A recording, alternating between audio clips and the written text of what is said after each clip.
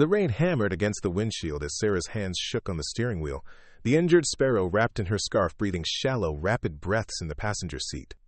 She had driven for hours through the storm, following vague directions to a ranch somewhere in the Montana wilderness, chasing a desperate hope that someone, anyone, might save this tiny life that had become her lifeline. When the headlights finally illuminated the weathered sign reading Riverside Ranch, she didn't know that stepping out of that car would change everything. Not just for the bird, but for her shattered heart that had been running from a betrayal so deep it nearly destroyed her faith in love itself. Before we jump back in, tell us where you're tuning in from, and if this story touches you, make sure you're subscribed, because tomorrow I've saved something extra special for you. The morning Sarah's world crumbled started like any other Tuesday in Portland. The coffee maker gurgled to life at 6:30, the same sound that had greeted her for 3 years in the apartment she shared with Michael. She moved through their morning routine with practiced efficiency, laying out his shirts, preparing his breakfast, checking her phone for messages from the veterinary clinic where she worked as a technician. Everything appeared normal, pristine even, like the carefully curated life they had built together. Sarah had always been drawn to healing broken things.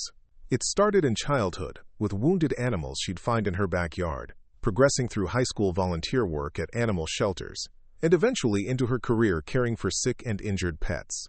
There was something profoundly satisfying about nursing a creature back to health, about being the gentle hands that guided something fragile back to wholeness. Michael used to tease her about her soft heart, calling her his little veterinarian, even though she wasn't qualified for that title yet. She was running late that morning, rushing to gather her things for work when she realized she'd forgotten her stethoscope in Michael's car. He'd already left for his job at the architectural firm, so she used her spare key to retrieve it from his sedan parked in their building's garage. The stethoscope was in the glove compartment, exactly where she expected it to be. What she didn't expect was the small velvet box hidden beneath registration papers. Sarah's heart hammered as she opened it. Inside lay a beautiful diamond ring, modest but elegant, exactly the style she'd admired in jewelry store windows during their casual walks through downtown Portland. For a moment, pure joy flooded through her. Michael was going to propose. All those conversations about their future, about marriage, and maybe starting a family, were finally becoming real. She snapped a photo of the ring and sent it to her best friend Jessica with a string of excited emojis, then carefully returned the box to its hiding place. The day passed in a euphoric haze. Sarah found herself smiling at random moments while treating patients at the clinic, imagining how Michael might propose. Would it be romantic dinner? A weekend getaway to the coast they'd talked about? She even started mentally planning what she might wear, how she'd tell her parents, whether they'd have a long engagement or marry quickly.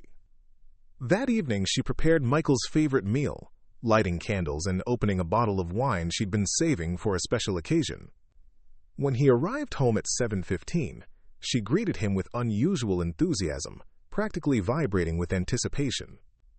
But as the evening wore on, Michael seemed distracted, even irritated by her cheerful mood. He picked at his dinner, checked his phone repeatedly, and deflected her attempts at romantic conversation. "Is everything okay?" Sarah finally asked, reaching across the table to touch his hand. Michael pulled away slightly. "Just work stuff. The Henderson project is behind schedule." Sarah nodded, though something felt off. Michael had always shared work frustrations with her before.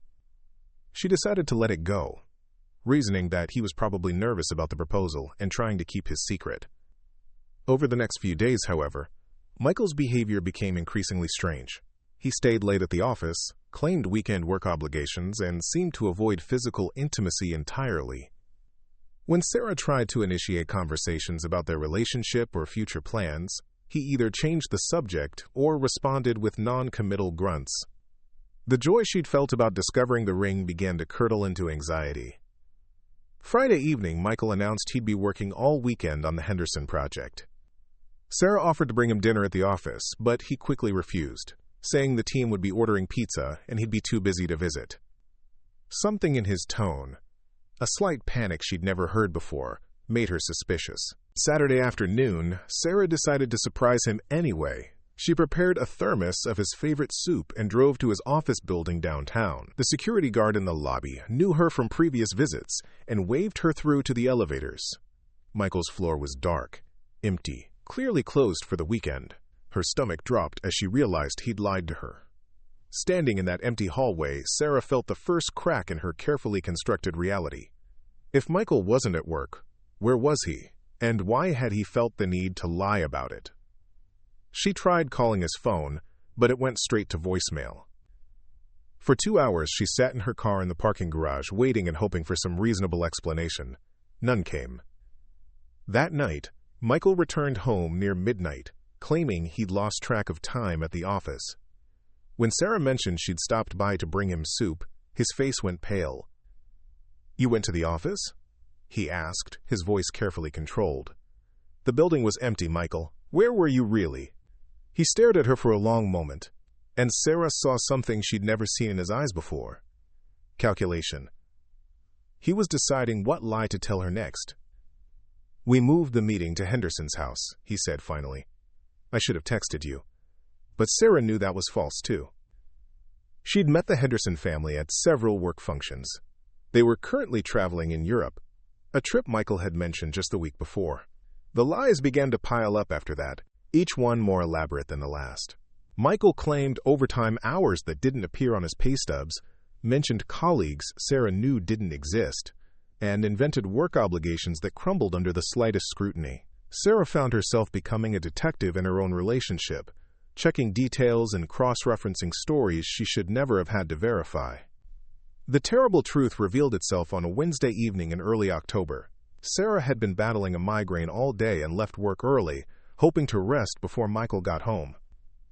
She was lying in their darkened bedroom when she heard his key in the lock, followed by voices in the living room. Plural voices.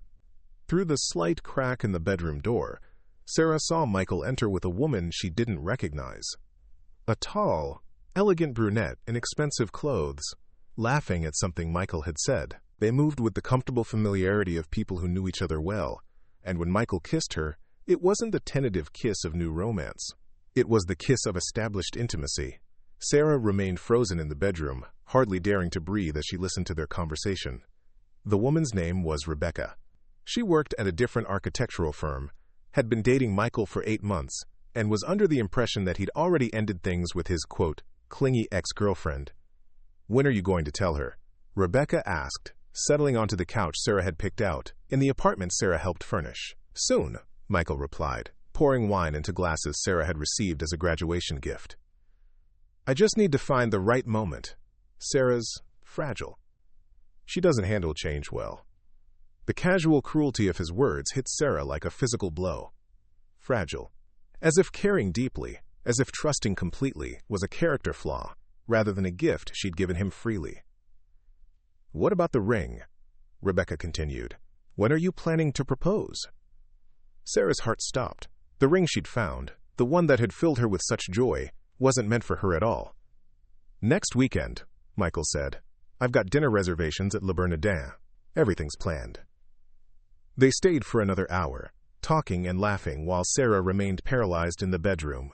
She listened to Michael describe their future together, heard him dismiss their 3-year relationship as if it had been nothing more than a casual fling that had simply run its course.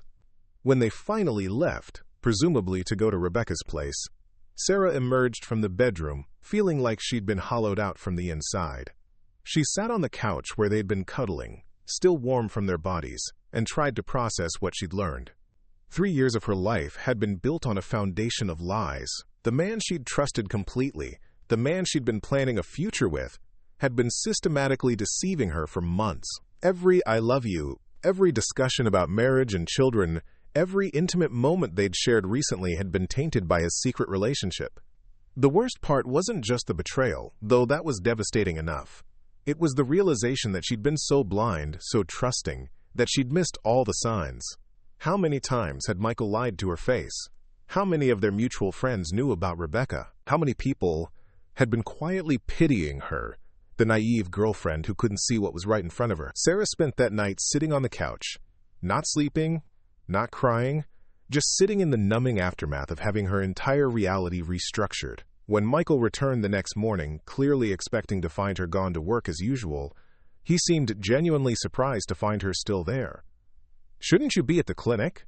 he asked. hanging up his jacket with casual normalcy. "I called in sick," Sarah replied, her voice steady despite the turmoil inside. Michael studied her face, and she saw the moment he realized something had changed. There was a new wariness in his expression, a guilty tension in his shoulders. "Are you feeling okay?" he asked, though he made no move to come closer, to check her forehead for fever, or offer comfort as he once would have. "I know about Rebecca," Sarah said simply. The color drained from Michael's face, but he rallied quickly, falling back on the defensive strategies that had apparently served him well throughout the relationship. "I don't know what you're talking about," he said, but his voice lacked conviction. "I was here last night when you brought her over," Sarah continued, still unnaturally calm. "I heard everything." Michael stared at her for a long moment, and Sarah could practically see him weighing his options. He could continue lying, could try to gaslight her into doubting what she'd seen and heard, or he could finally tell her the truth. He chose a third option. He got angry. "You were spying on me?" he demanded, as if Sarah was the one who had violated the boundaries of their relationship. "That's exactly the kind of behavior that's been pushing me away, Sarah. You're suffocating. You check up on me constantly. You question everything I do. I can't breathe in this relationship." The accusation was so unfair, so completely divorced from reality, that Sarah almost laughed. She'd trusted him implicitly until just days ago. She'd never checked his phone, never demanded to know where he was going, never questioned his word about anything. The only reason she'd started verifying his stories was because his lies had become so obvious that even her trusting nature couldn't ignore them. "How long?" she asked, ignoring his deflection. "How long what? How long have you been with her?" Michael's jaw worked silently for a moment. "It's complicated, Sarah. You wouldn't understand." "Try me." 8 months, he said finally, the admission falling between them like a stone dropped into still water. 8 months, Sarah's mind reeled, trying to reconcile this timeline with her memories. 8 months ago, they'd been planning a vacation together. 8 months ago, Michael had told her he loved her and meant it, or at least she'd thought he had. 8 months ago, her world had still been solid and real. "The ring," she said quietly. "It's for her." Michael had the grace to look ashamed for just a moment before the defensive anger returned. "You went through my car?" "I was getting my stethoscope. I saw it by accident." Sarah paused, then asked the question that was tearing at her heart. "Did you ever love me at all?" The question seemed to deflate Michael's anger. For the first time in weeks, he looked at her with something resembling the tenderness she remembered. "Of course I loved you," he said quietly. "I still care about you, Sarah. That's what makes this so hard. You're a good person, and you deserve better than what I can give you." "What you can give me?" Sarah repeated.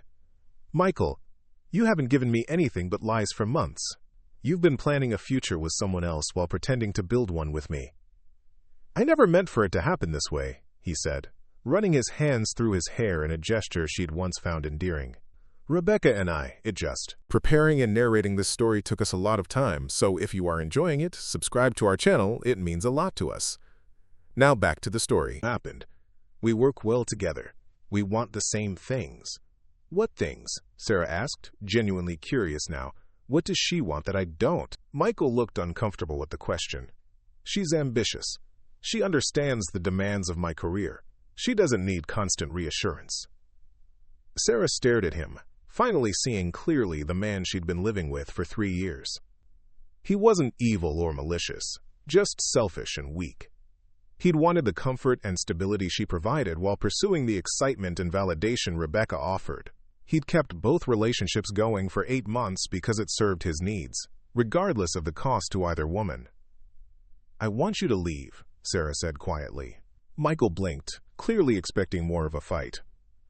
"Sarah, we should talk about this rationally. Figure out how to handle the practical stuff. The lease, the furniture." "I want you to leave now," she repeated, her voice growing stronger. "Take whatever you need for a few days. We can figure out the rest later." Michael stared at her as if she'd become a stranger, which, Sarah realized, she had. The woman who had accommodated his every need, who had swallowed her own doubts to preserve their relationship, who had made excuses for his increasingly distant behavior, was gone. In her place sat someone he didn't recognize and couldn't manipulate, He packed a bag quickly, taking only immediate necessities. At the door, he turned back to her with what might have been genuine regret in his eyes. "I'm sorry it happened this way," he said. "So am I," Sarah replied, but she was no longer sure what she was sorry for. Sorry that he'd lied, sorry that she'd trusted, sorry that 3 years of her life had been built on a foundation of deception, or simply sorry that she'd loved someone who had never really loved her back. After he left, Sarah sat in the silence of their apartment, surrounded by the detritus of their shared life. Every object held memories that now felt tainted. The coffee maker that had marked their mornings together, the couch where they'd watched movies and made plans, the photographs on the mantel documenting 3 years of a relationship that had apparently been one-sided for the last 8 months. She called Jessica, her best friend since college, and tried to explain what had happened, but the words felt insufficient. How do you describe the sensation of having your entire reality revealed as an illusion? How do you convey the peculiar pain of learning that someone you trusted completely had been lying to your face for months? "Come stay with me," Jessica offered immediately. "Pack a bag and come over right now." But Sarah found herself reluctant to leave the apartment, as if moving would make the situation more real somehow. Instead, she spent the rest of the day methodically going through their shared possessions, separating Michael's things from hers, trying to disentangle 3 years of intertwined lives. The task proved more difficult than expected. They'd accumulated so much together: books they'd bought for each other, kitchen gadgets they'd received as gifts, artwork they'd chosen for the walls. Every item required a decision, a judgment call about ownership and sentiment that felt overwhelming in her current state. By evening, Sarah was exhausted, but no closer to sleep. She tried reading, tried watching television, tried any distraction that might quiet the constant replay of conversations in her mind. Had there been signs she'd missed? Warning signals she'd ignored? Or had Michael simply been an accomplished liar, skilled at compartmentalizing his double life? The next morning, Sarah called in sick to work again, unable to face the concerned questions and sympathetic looks of her colleagues. Instead, she continued the slow process of separating her life from Michael's, a task that seemed to grow more complex rather than simpler with each passing hour. It was during this process that she found the sparrow. Sarah had decided to tackle the balcony, a small outdoor space where they'd kept plants and a pair of inexpensive patio chairs. As she moved a large planter to determine whether it belonged to her or Michael, she heard a soft thudding sound and a weak chirp. Behind the planter, pressed against the balcony railing, was a small bird with brown and gray markings, one wing twisted at an unnatural angle. The sparrow was barely alive, its breathing rapid and shallow, its bright black eyes dull with pain and shock. It had probably flown into the sliding glass door, a common accident that often proved fatal for small birds. Sarah's veterinary training kicked in immediately, pushing aside her personal turmoil in favor of medical assessment.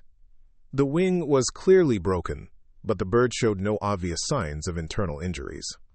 It was young, probably hatched earlier that summer, and small enough that Sarah could cradle it gently in her cupped hands. As she lifted the sparrow, it made no attempt to struggle or flee, either too injured or too exhausted to fight. Sarah brought the bird inside and quickly assembled a makeshift emergency kit from her veterinary supplies. She'd brought some equipment home over the years for emergencies, never imagining she'd need it for herself, rather than for a client's pet. Working carefully, she immobilized the broken wing with medical tape and a small splint fashioned from a coffee stirrer. The sparrow remained docile throughout the procedure, as if it understood that Sarah was trying to help. When she finished, she placed it in a small cardboard box, lined with soft towels, along with a shallow dish of water and a few seeds from the wild bird food she kept for the finches that visited their balcony feeder. As Sarah sat watching the injured bird, she felt an unexpected kinship with the small creature. Like her, the sparrow had collided with something that seemed clear and safe from a distance, but proved to be a devastating barrier up close. Like her, it was now broken and vulnerable, dependent on the kindness of others for survival.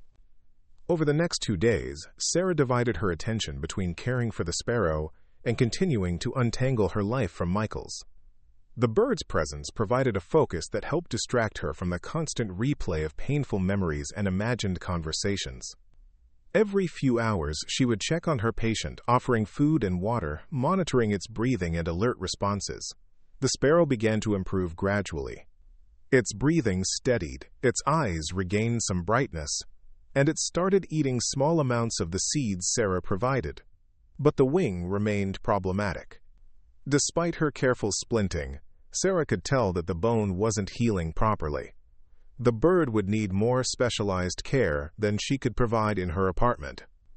On Friday, nearly a week after Michael's departure, Sarah received a text message from him. "Can we talk? I feel terrible about how things ended."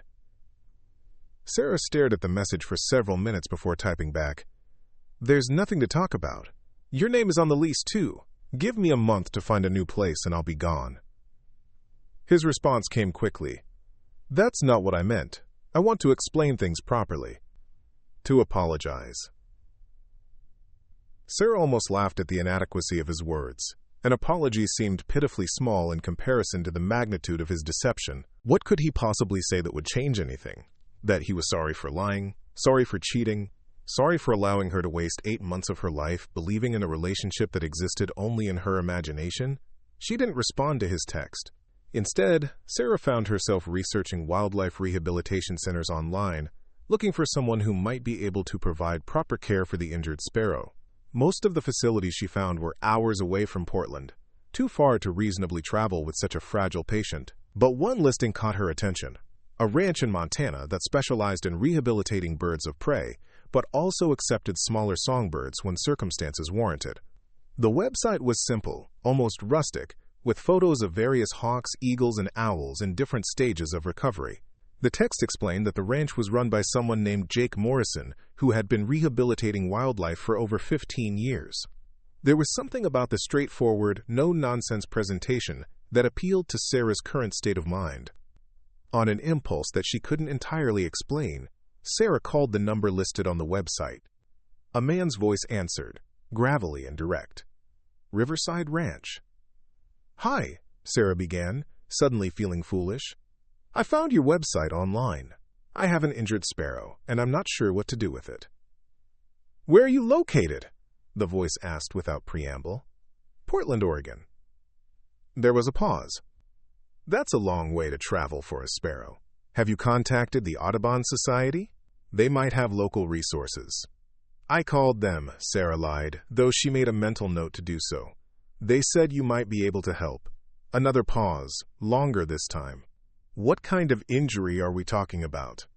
Sarah described the broken wing, her emergency treatment, and the bird's current condition. As she talked, she found herself adding details about finding the sparrow during the worst week of her life, about how caring for it had been the only thing keeping her sane, about how desperately she wanted to see it recover and fly again. "Ma'am," the man said when she finished, his voice gentler than before, "you've done good work with that bird, but Montana's a hell of a drive from Portland, especially with an injured animal." "I don't mind the drive," Sarah said quickly. "I have time." That was an understatement. She had nothing but time now. No relationship to maintain, no social obligations tied to Michael's friends and colleagues, no reason to stay in Portland at all except inertia.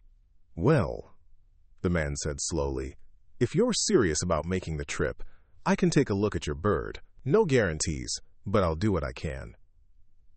Sarah felt a surge of relief and gratitude that surprised her with its intensity. "Thank you," she said. "Thank you so much. When would be a good time to come?" "Ranch doesn't close," he replied with what might have been humor. "But if you're driving that far, you might want to call ahead to make sure I'm here. Weather's been unpredictable lately."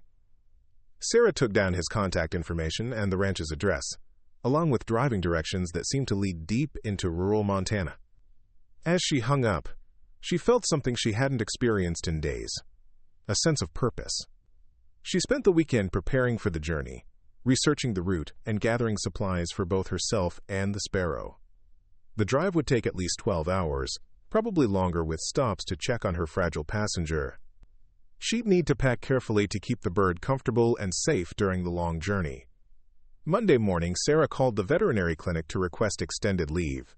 Dr. Martinez, her supervisor, expressed concern about Sarah's recent absences and vague explanations. "Is everything all right at home?" she asked kindly. "You haven't seemed like yourself lately." Sarah considered explaining the situation but found she couldn't summon the energy for the conversation. "I'm dealing with some personal issues," she said instead.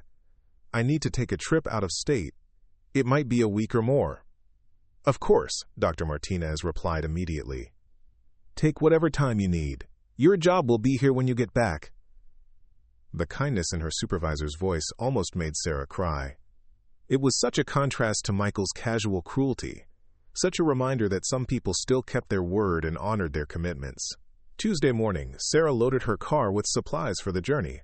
A cooler with food and drinks, a first aid kit, blankets, and the small carrier she'd fashioned for the sparrow from a pet travel crate lined with soft towels. The bird seemed alert and stable, though still clearly in need of more advanced care than Sarah could provide. As she pulled out of the apartment complex parking garage, Sarah caught sight of Michael's sedan in its assigned space. He was back, probably moving his belongings while she was away. The thought should have bothered her more than it did, but she found she felt oddly detached from the entire situation. Her old life, the one she'd shared with Michael, already seemed like something that had happened to someone else. The drive east took her through familiar territory initially: the Columbia River Gorge, the rolling hills of eastern Oregon, the stark beauty of high desert landscapes. But as the hours passed and the miles accumulated, Sarah found herself in country she'd never seen before.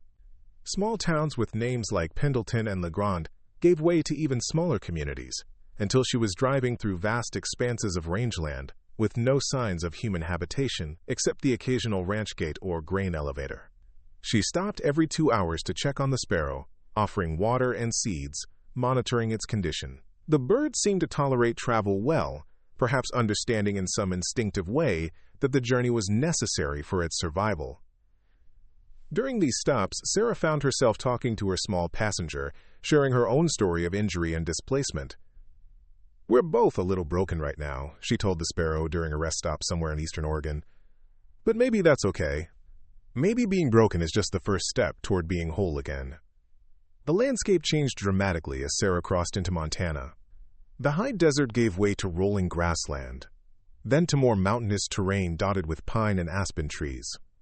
The vastness of the country was both intimidating and liberating. For hours at a time, Sarah saw no other vehicles, no evidence of the crowded, complicated world she'd left behind in Portland. As evening approached, she debated whether to find a motel for the night or push through to the ranch.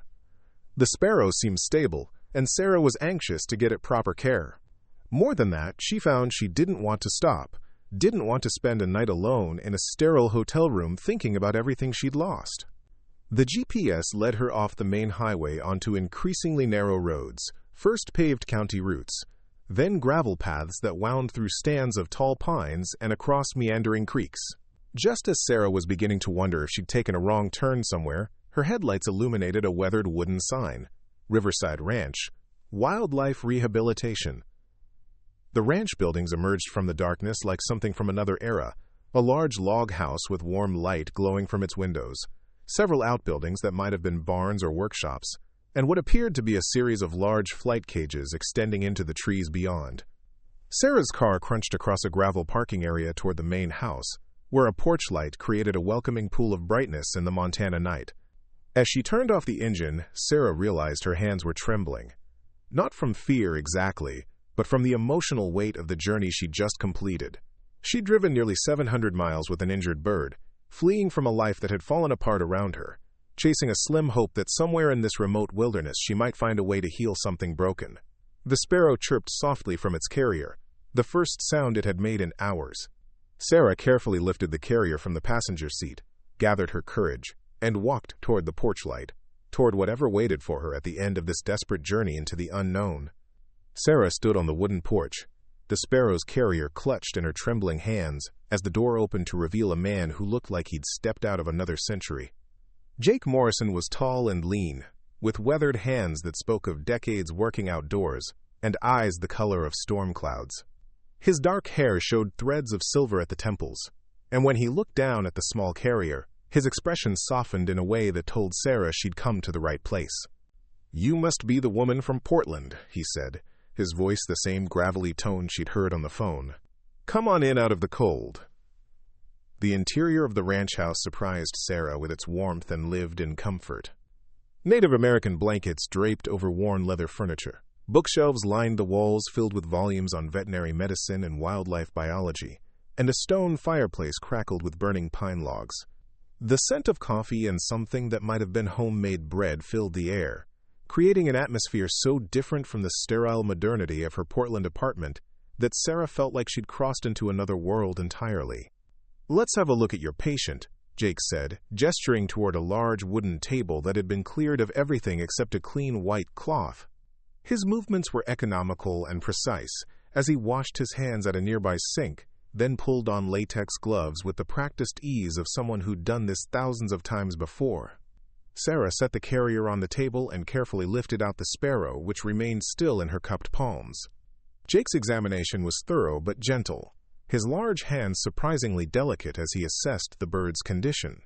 He said nothing during the process, his concentration absolute, and Sarah found herself holding her breath as she waited for his verdict. "You did good work stabilizing this wing," Jake said finally, glancing up at Sarah with something that might have been respect. "Most people would have panicked. Tried to do too much. Sometimes the best medicine is knowing when not to interfere."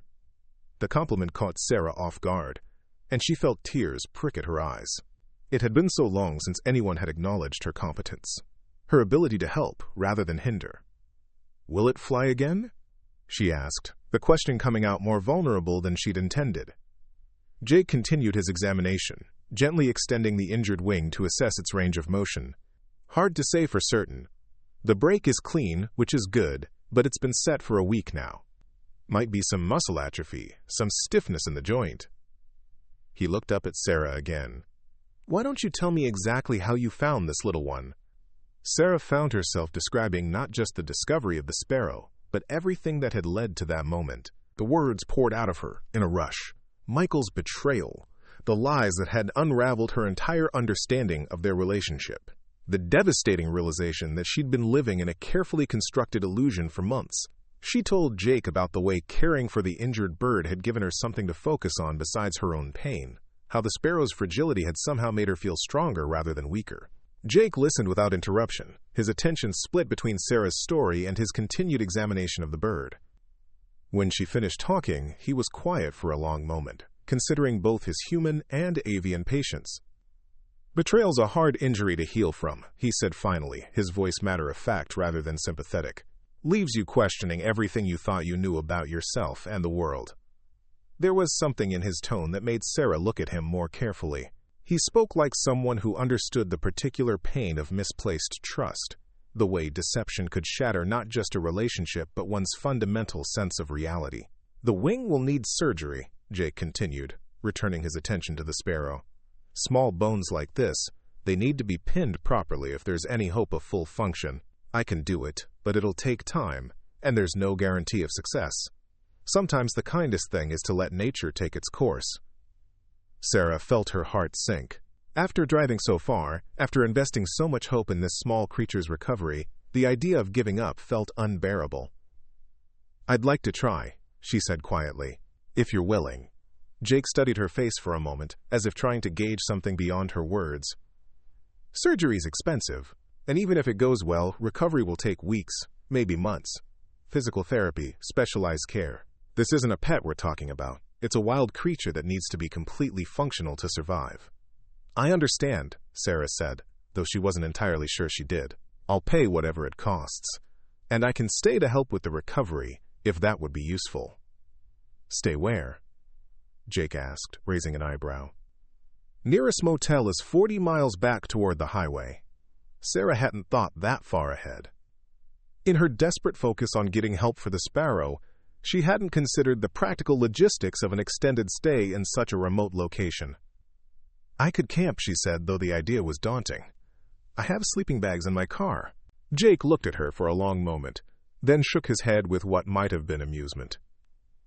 "City folks," he muttered, but not unkindly. "Montana nights in October will freeze you solid in a tent. There's a small cabin about a quarter mile up the creek. Used to house, Summer interns when I had funding for that sort of thing. Basic accommodations, but it's got heat and running water. Sarah felt a surge of gratitude so intense it was almost overwhelming. I don't know how to thank you. Don't thank me yet, Jake replied. We haven't even started the hard part. Over the next several hours, Jake prepared for the surgery with the methodical precision of someone who'd performed similar procedures countless times. He transformed a corner of what appeared to be a workshop into a sterile operating theater, assembling equipment that looked surprisingly sophisticated for such a remote location. Sarah watched in fascination as he prepared anesthesia appropriate for such a small patient, laid out surgical instruments that seemed impossibly delicate, and arranged lighting that would allow him to work on bones barely thicker than matchsticks. You seem to know what you're doing, Sarah observed as Jake made final preparations. Veterinary degree from Colorado State, Jake replied without looking up from his instrument tray. Specialized in wildlife medicine. Worked at the Denver Zoo for 12 years before I came here. Sarah was surprised by this revelation. She'd assumed Jake was self-taught, perhaps a rancher who developed expertise through necessity rather than formal education.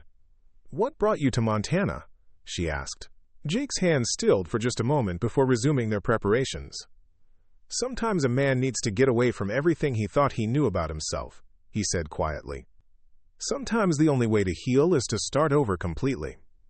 There was pain in his voice, old and carefully controlled, that resonated with Sarah's own recent experience.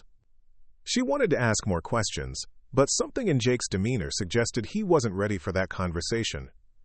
The surgery itself was a marvel of precision and patience. Working under a high-powered magnifying glass, Jake carefully reopened the healing fracture, cleaned the bone fragments, and inserted a tiny titanium pin to hold everything in proper alignment. Sarah watched in fascination, occasionally handing him instruments when requested, marveling at the delicate work required to repair something so small yet so crucial to the bird's survival.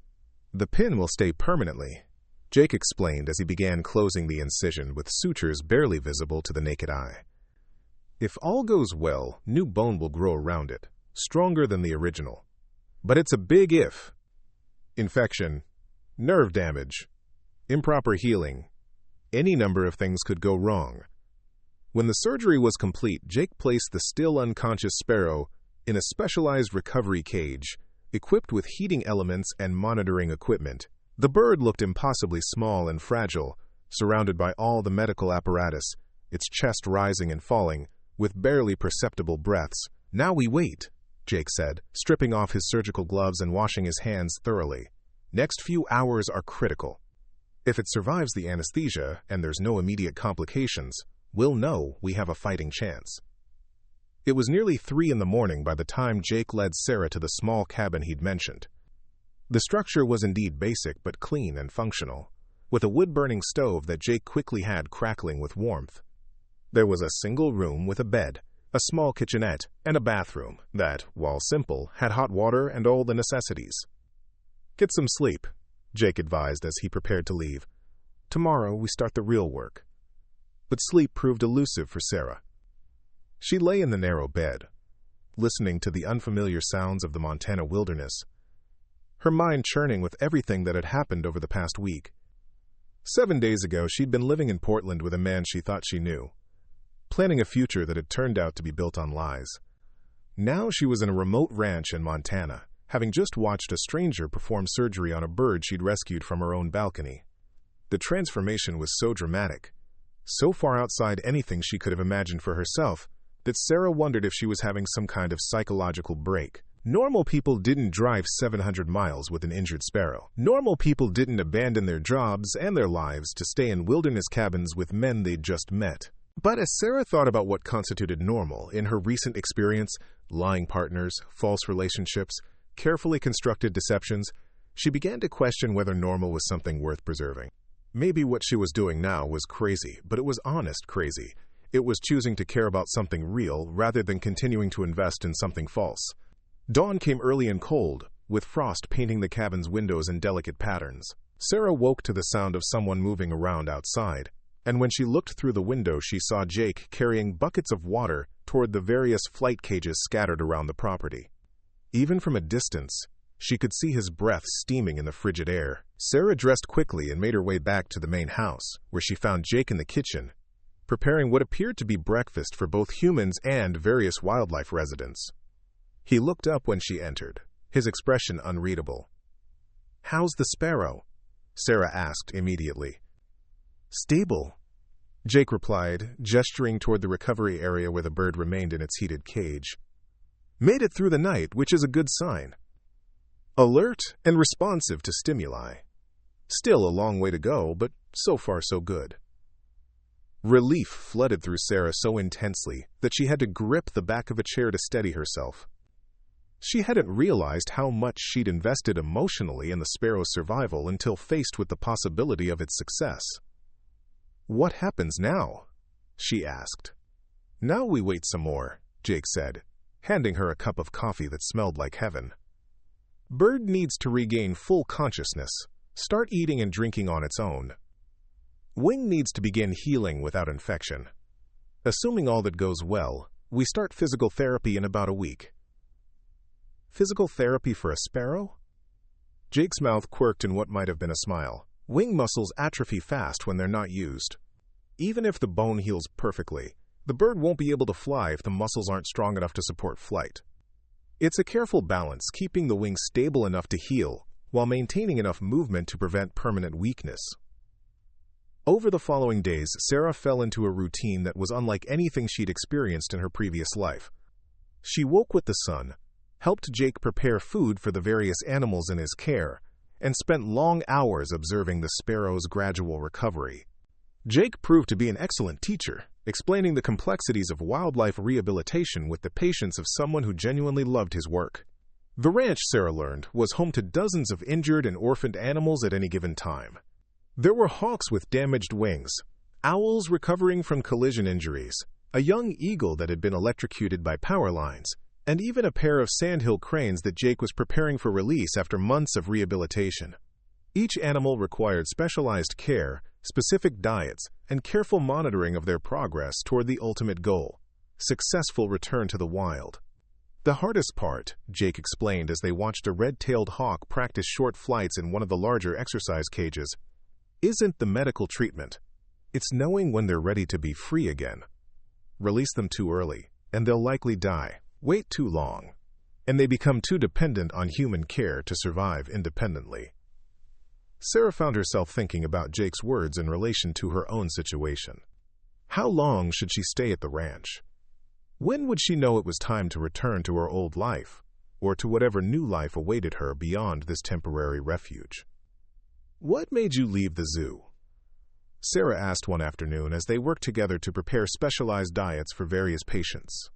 They'd fallen into an easy collaborative rhythm over the past few days, and Sarah had begun to feel comfortable asking more personal questions. Jake was quiet for so long that Sarah thought he might not answer. When he finally spoke, his voice was carefully controlled. "Had a partner there," he said, focusing intently on cutting fish into precisely measured portions. "Another veterinarian. We worked together for 8 years, lived together for 6. I thought we were building something permanent." Sarah felt her heart clench with recognition. The pain in Jake's voice was all too familiar. "What happened?" "She left," Jake said simply. "Found someone she thought was more suitable." "Another doctor?" "Someone with more ambition, more interest in the social aspects of the job." Turned out she'd been planning her exit for months before she told me. Had already moved in with him, already made all the arrangements for her new life. The parallels to Sarah's own experience were so striking that she felt momentarily breathless. "I'm sorry," she said quietly. Jake shrugged, but Sarah could see the tension in his shoulders. Ancient history now. But it made me realize I needed something different. Less politics, less pretense, more focus on the actual work rather than the career building and networking. So you came here. Bought the ranch with my savings, started over from scratch. It's taken 5 years to build up the reputation and resources to do what I'm doing now. Some days I wonder if it was worth it." Sarah looked around at the evidence of Jake's work. The well-equipped surgical suite, the carefully designed flight cages, the dozens of animals that had found sanctuary here. "It seems pretty worthwhile to me." Jake followed her gaze, and for a moment his expression softened. Yeah, most days I think so too. As the sparrow's recovery progressed, Sarah found herself becoming deeply involved in its care. Jake taught her how to assist with wound cleaning, how to recognize signs of infection or distress, and how to begin the delicate process of encouraging wing movement without disrupting the healing bone. The work required infinite patience and close attention to detail, qualities that Sarah discovered she possessed in greater measure than she'd ever realized. "You have good instincts for this," Jake observed one morning as Sarah successfully encouraged the sparrow to extend its healing wing through a series of gentle exercises. "Ever considered wildlife rehabilitation as a career?" The question caught Sarah by surprise. She'd been so focused on day-to-day survival, both her own and the sparrow's, that she hadn't thought beyond the immediate situation. "I'm not qualified," she said automatically. "I'm just a veterinary technician." "Qualifications can be obtained," Jake replied. "What matters is whether you have the temperament for it. The patience to work with wild animals, the emotional strength to handle the ones you can't save, the judgment to know when intervention helps and when it harms." Sarah considered this as she watched the sparrow carefully test its wing, moving it through a slightly greater range of motion than it had achieved the day before. There was something deeply satisfying about this work, about being part of an animal's return to wholeness and freedom. It felt more meaningful than anything she'd done in her previous job, more aligned with her fundamental desire to heal broken things. "How do you handle it when they don't make it?" Sarah asked. Jake's expression grew serious. "You learn to focus on the ones you can save rather than dwelling on the ones you can't. You accept that death is part of the natural cycle, that sometimes the kindest thing is to ease suffering rather than prolong it. And you remember that every animal you successfully return to the wild is a victory, not just for that individual creature, but for the entire ecosystem it returns to." 2 weeks into her stay at the ranch, Sarah received a phone call from Jessica, her friend back in Portland. "Where the hell are you?" Jessica demanded without preamble. "Michael's been calling me, your job is asking questions, and you've basically disappeared off the face of the earth." Sarah had been so immersed in the rhythms of ranch life that she'd barely thought about her old existence. Hearing Jessica's voice brought that world rushing back with uncomfortable clarity. "I'm in Montana," Sarah said, realizing how inadequate the explanation sounded. "Montana? What are you doing in Montana?" Sarah tried to explain about the sparrow, the ranch, Jake's expertise, but even to her own ears the story sounded implausible. How could she make Jessica understand that she'd found something here worth staying for, something more real than anything she'd left behind? "Sarah, honey, you're scaring me," Jessica said when Sarah finished her explanation. "This doesn't sound like you at all. Running away to Montana with some random cowboy? Abandoning your job and your life for a bird?" "It's not random," Sarah protested, though she couldn't entirely explain why she felt so certain about that. "Come home," Jessica urged. "Whatever's going on with you, we can figure it out here. Michael feels terrible about what happened.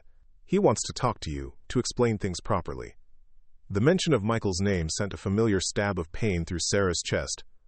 But it was duller now, more like the ache of an old injury than the sharp agony of a fresh wound. "I'm not ready," Sarah said quietly. "I need more time." "Time for what?" Sarah looked through the window at Jake, who was working with a young hawk in one of the flight cages, his movements patient and encouraging as he helped the bird regain confidence in its healing wing. "Time to figure out who I am when I'm not trying to be what someone else needs," she said finally. After the call ended, Sarah felt unsettled in a way she hadn't experienced since arriving at the ranch. Jessica's words had forced her to confront the reality that her current situation was temporary, that she couldn't hide in the Montana wilderness forever. Eventually, she would need to make decisions about her future, about whether to return to her old life or build something entirely new. That evening, as she and Jake shared a quiet dinner in the ranch house kitchen, Sarah found herself studying his face in the lamplight. Over the past 2 weeks, she'd grown accustomed to his steady presence, his calm competence, the way he seemed to understand the healing process for both animals and humans. The thought of leaving, of returning to the complications and pretenses of her former life, felt increasingly difficult to contemplate. "Penny for your thoughts," Jake said, noticing her distraction. "Just thinking about what comes next." Sarah replied honestly. "My friend back home thinks I've lost my mind." "Have you?" Sarah considered the question seriously. "I don't think so. I think maybe I've found it for the first time in years." Jake nodded as if this made perfect sense to him. Sometimes it takes losing everything you thought you wanted to figure out what you actually need. "Is that what happened to you?" "Something like that." Jake's expression grew distant. "Took me a while to realize that my ex-partner didn't just leave me for someone else. She left because I wasn't the person she wanted me to be, and I was trying so hard to become that person that I lost track of who I actually was." Sarah felt a deep recognition of Jake's words. She'd spent 3 years with Michael trying to be the perfect girlfriend. Accommodating, supportive, never demanding too much attention or requiring inconvenient emotional labor. She'd molded herself so completely to his needs that she'd forgotten she had needs of her own. "The sparrow's making excellent progress," Jake said, changing the subject to safer ground. "Another week or two of physical therapy, and we should be able to start flight testing." The thought of the sparrow's potential release filled Sarah with a complex mixture of joy and loss. She wanted desperately for the bird to recover completely, to regain its freedom and return to its natural life. But she also knew that the sparrow's release would likely signal the end of her own time at the ranch. What happens if it can't fly well enough to survive in the wild? Sarah asked. "Then we provide it with permanent sanctuary," Jake replied matter-of-factly. "Not ideal, but better than death. Sometimes that's the best outcome we can hope for." Sarah nodded, understanding that Jake was talking about more than just wildlife rehabilitation. Sometimes the best you could hope for was a safe place to heal, even if it wasn't the freedom you'd originally envisioned. As October faded into November, the Montana landscape transformed around them. The aspen leaves turned brilliant gold before falling to carpet the ground in rustling drifts. Snow dusted the higher peaks, and morning frost became a daily occurrence. Sarah had never experienced autumn in such a dramatic setting, and she found herself falling in love with the wild beauty of the changing seasons.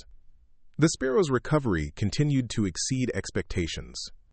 Its wings showed excellent healing on follow-up X-rays, and its flight muscles had strengthened significantly through careful exercise programs.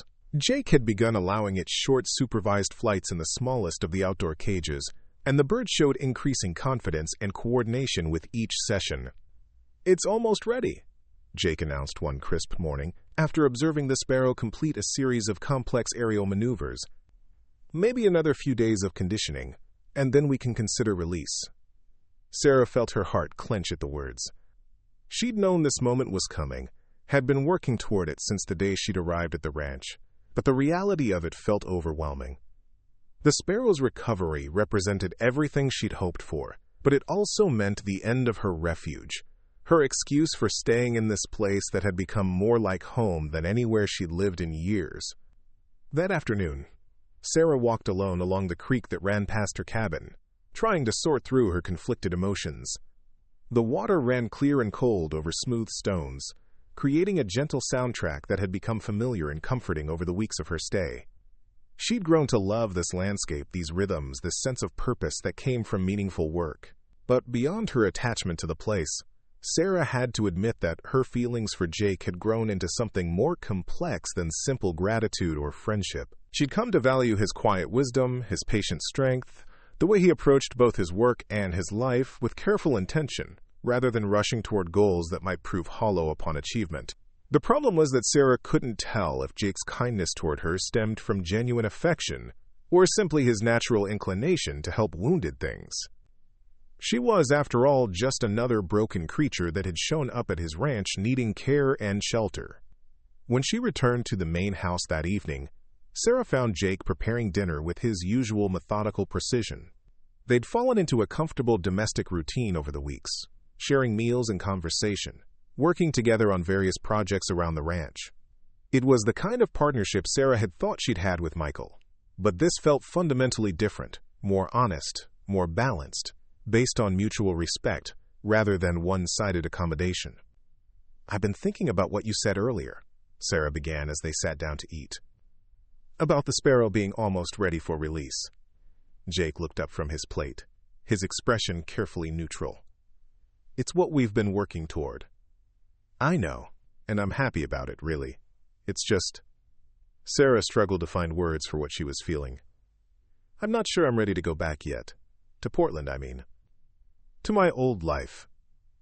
Jake set down his fork and studied her face with the same careful attention he brought to evaluating his animal patients. What would you like to do instead? The question was so open-ended, so free of judgment or expectation, that Sarah felt tears prick at her eyes. When had anyone last asked her what she wanted, rather than telling her what she should want or what would be practical or sensible? I'd like to stay, she said quietly. I'd like to learn more about what you do here, about wildlife rehabilitation. I'd like to be useful. Jake was quiet for a long moment, and Sarah felt her heart hammering as she waited for his response. She'd put herself out there completely, admitted that she'd found something worth changing her entire life for. The work doesn't pay much, Jake said finally, especially starting out. Most wildlife rehabilitators have other sources of income. I have some savings, Sarah replied quickly. And I could get certified as a veterinary technician here, find part-time work to supplement things. Winters are hard, Jake continued, but Sarah could hear something shifting in his tone. Long, cold, isolated. Some people can't handle the solitude. I think I'm learning that solitude and loneliness are different things, Sarah said. I was lonely in Portland, surrounded by people. I haven't been lonely here. Jake's expression softened almost imperceptibly. The nearest town is 40 miles away. Dating prospects are pretty much non-existent. Sarah felt heat rise in her cheeks, but she met his gaze steadily. Maybe I'm not looking for dating prospects. Maybe I'm looking for something more substantial than that. The silence that followed seemed to stretch forever, filled with all the things neither of them was quite ready to say out loud. Sarah had put her cards on the table as completely as she dared, admitting not just that she wanted to stay and learn his profession, but that she wanted to stay with him, to see if the connection she felt was mutual and worth exploring. Finally, Jake reached across the table and covered her hand with his calloused fingers warm and steady against her skin. There's a certification program at the university in Missoula, he said quietly. Wildlife biology with a focus on rehabilitation techniques. It's a good program, and I have connections there who could help with the application process. Sarah felt her heart leap with hope and possibility. You think I could get in? I think you have the temperament and the dedication, Jake replied. The technical knowledge can be learned. What matters is whether you have the heart for it. And I've watched you work. You do. As they sat in the warm kitchen with Jake's hand covering hers, Sarah felt something shift inside her chest, like pieces of herself finally settling into their proper places. She'd come to Montana, fleeing heartbreak and betrayal, carrying nothing but a wounded bird and a desperate hope that something broken might be made whole again. Now, looking into Jake's storm-gray eyes, Sarah realized she'd found far more than she'd been looking for. She'd found meaningful work, a place where her natural inclinations toward healing were valued and nurtured. She'd found a landscape that spoke to her soul and rhythms that felt more natural than anything she'd experienced in the city. Most importantly, she'd found a man who saw her clearly, who appreciated her strengths without trying to reshape her into someone else's idea of perfection. Jake wasn't offering her easy answers or quick fixes. He was offering her the chance to build something real, something that would require patience and dedication, and the willingness to face challenges together.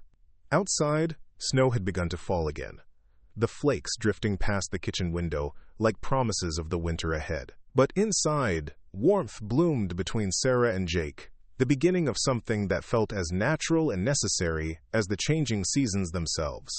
The sparrow's release could wait another day. Sarah had found something worth staying for, something worth the risk of opening her heart again. And for the first time since discovering Michael's betrayal, she felt genuinely excited about what the future might hold. Dawn broke crisp and clear on the day Jake declared the sparrow ready for its final test. Sarah stood beside him at the large outdoor flight cage, watching their patient hop energetically from perch to perch, its movements confident and sure. 3 weeks of careful rehabilitation had transformed the broken creature she'd carried from Portland into something vibrant and whole. Today's the day, Jake said quietly, his hand resting on the cage door latch. Weather's perfect, wind conditions are ideal. If it's going to happen, it should be now. Sarah felt her throat tighten with emotion. This moment represented everything she'd hoped for since finding the injured bird on her balcony, yet the reality of release felt more complex than she'd anticipated. Success meant goodbye, meant watching something she'd invested her heart in disappear into the vast Montana sky. Jake seemed to understand her internal struggle. Second thoughts? No, Sarah said, surprised by the certainty in her voice. This is what we worked for. It deserves its freedom. They'd chosen a location near the creek, where tall cottonwoods provided natural perching spots, and the water attracted insects that would supplement the sparrow's diet. Jake had explained that successful releases required careful consideration of habitat, season, and the individual animal's readiness to fend for itself. Sarah opened the cage door slowly, her hands steady despite the magnitude of the moment. The sparrow paused at the threshold, seeming to sense that this opening was different from its daily exercise flights. For several heartbeats, it remained motionless, small head tilted as if listening to some ancient instinct awakening after weeks of captivity. Then, without warning, it launched itself skyward. The flight was magnificent. The sparrow rose in a graceful spiral, testing its wing strength against the morning air. It banked left, then right, executing turns that demonstrated perfect coordination and control. Sarah watched in breathless wonder as the bird climbed higher, becoming a small speck against the endless blue. "Look at that," Jake murmured, admiration clear in his voice. "Perfect form, full range of motion. That surgery couldn't have gone better." The sparrow circled the release area 3 times, as if memorizing landmarks, then settled on a high branch of the nearest cottonwood. It sat there for several minutes, preening its feathers and surveying its new domain with the satisfied air of a creature that had reclaimed its birthright. "Will it be all right?" Sarah asked, though she could see the answer in the bird's confident posture. "It'll be fine," Jake assured her. "Better than fine. That's a healthy, fully functional wild sparrow. It knows what to do." As if responding to his words, the sparrow took flight again, this time with clear purpose.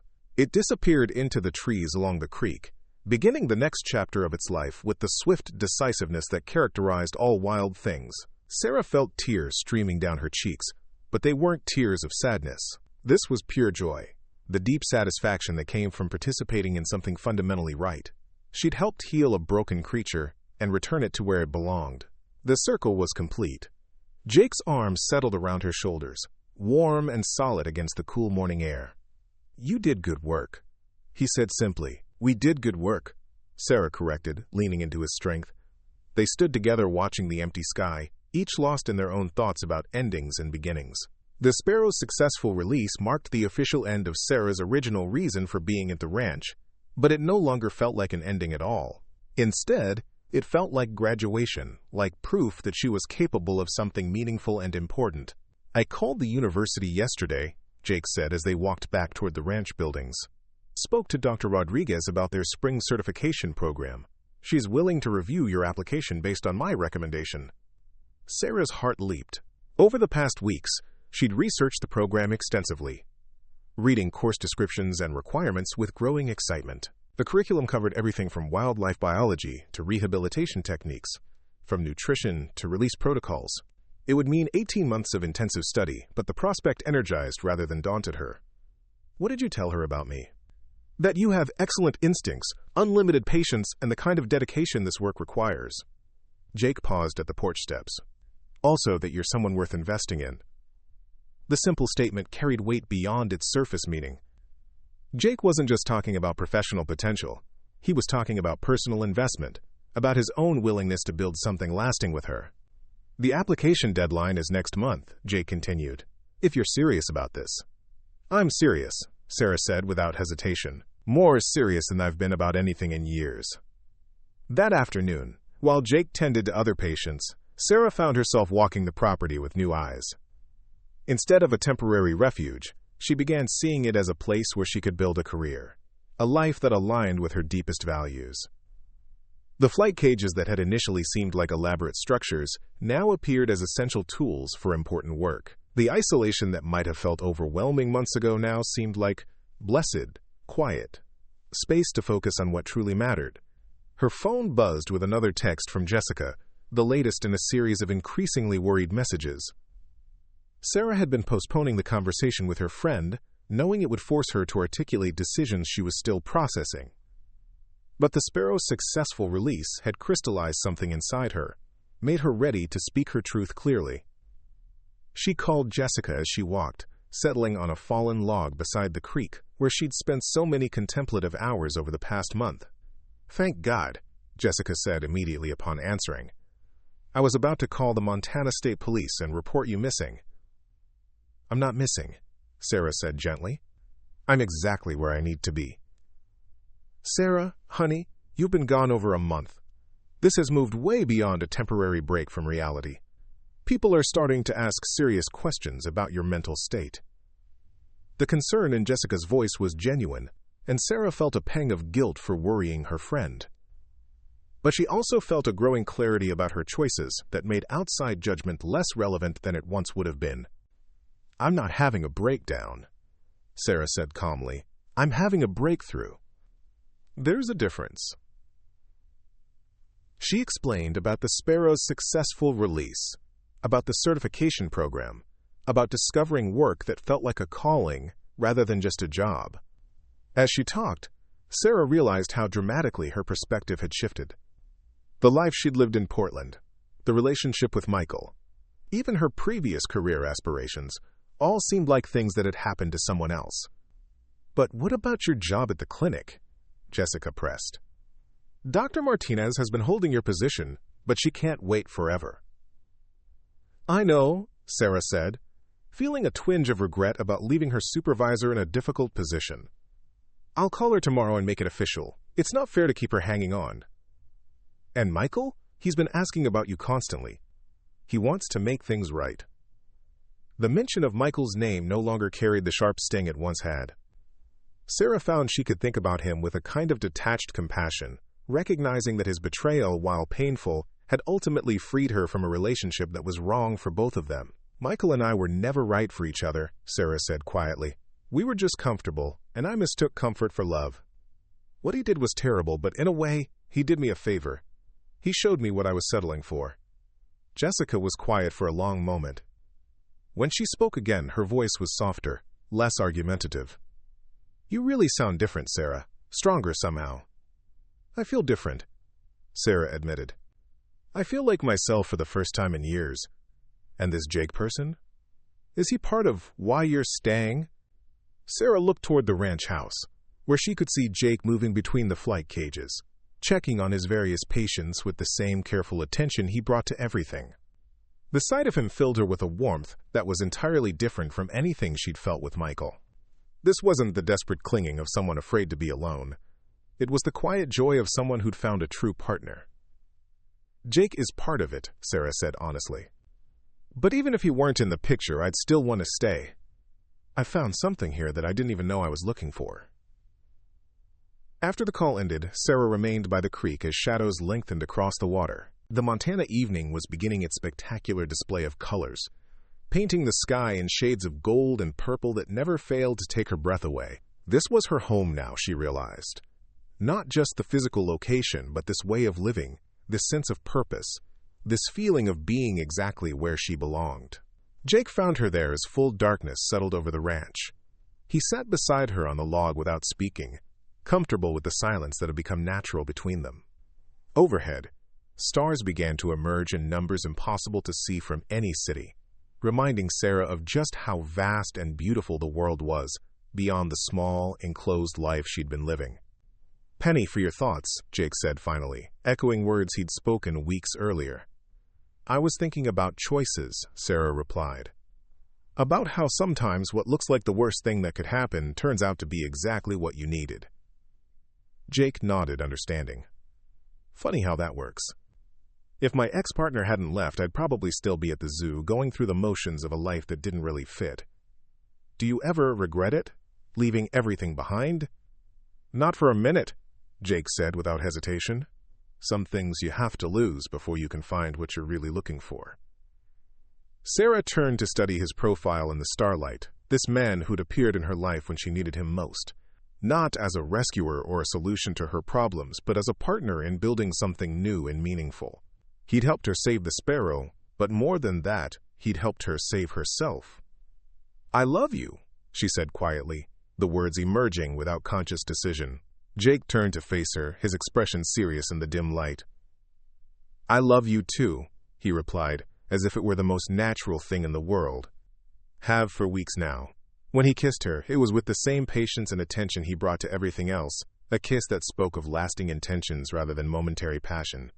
Sarah felt something deep inside her chest settle into place, the final piece of a puzzle she hadn't even known she'd been solving.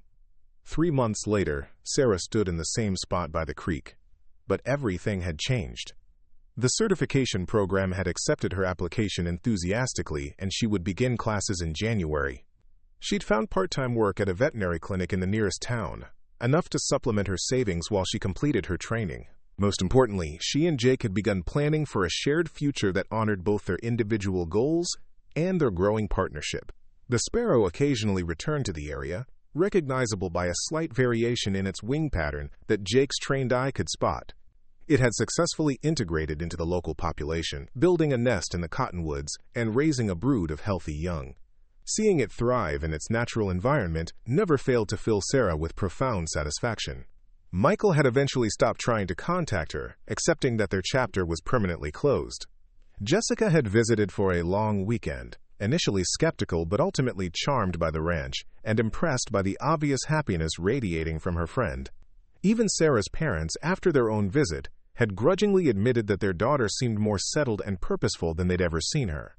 On this particular evening, as Sarah watched the familiar sunset paint the sky, she reflected on the journey that had brought her here. A year ago, she'd been living a life that looked successful from the outside but felt hollow at its core. She'd been trying so hard to be what others expected that she'd lost touch with who she actually was. The sparrow's recovery had been the catalyst, but the real transformation had been her own. She'd learned that sometimes breaking apart was necessary before you could rebuild into something stronger. She discovered that love built on honesty and mutual respect felt entirely different from love, based on accommodation and compromise. Jake emerged from the house carrying 2 mugs of coffee, settling beside her with the easy familiarity of someone who belonged in that space. They sat together watching the stars emerge, planning for the future, with the quiet confidence of people who'd found their way home. Somewhere in the trees along the creek, a sparrow sang its evening song, a small voice celebrating the simple joy of being exactly where it belonged. Sarah smiled, understanding that feeling completely, and settled more deeply into Jake's warmth as the Montana night embraced them both. The broken things had learned to fly again, and in doing so had discovered they were capable of soaring higher than they'd ever imagined possible. Up next, you've got 2 more standout stories right on your screen. If this one hit the mark, you won't want to pass these up. Just click and check them out.